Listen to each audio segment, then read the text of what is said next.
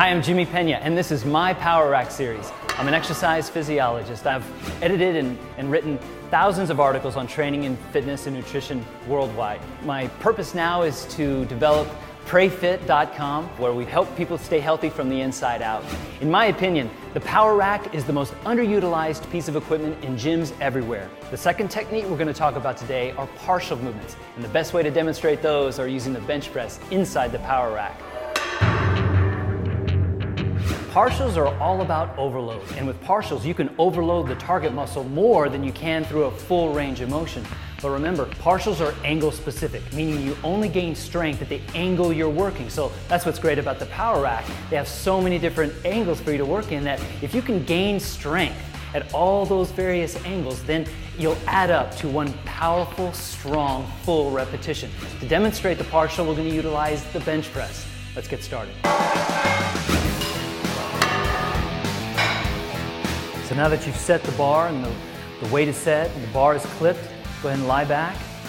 Make sure your back is fully supported, your feet are flat on the floor. Grasp the bar with an overhand grip, wrapping your thumbs around for safety. As you can see, I've set the angles pretty high to where it's just about 6 to 8 inches from the top.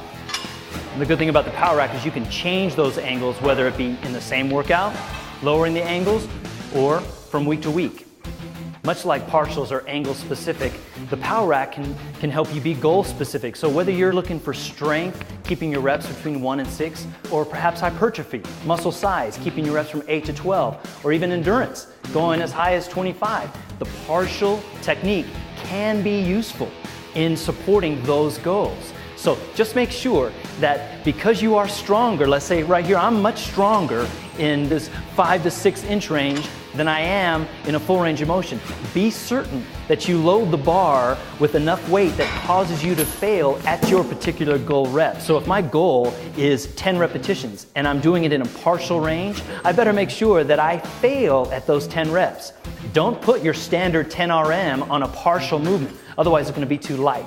So make sure that wherever angle you are, it's also specific to the failure point of your target rep range. Power Rack. Booyah! Partials inside the Power Rack with overhead presses, fantastic overload for the shoulders. The good thing about using the Power Rack in this way, you can roll the bar back right overhead, which really incorporates the front delts, the middle delts, and the rear delts. Get as much of the shoulder involved as possible because the bar is directly overhead.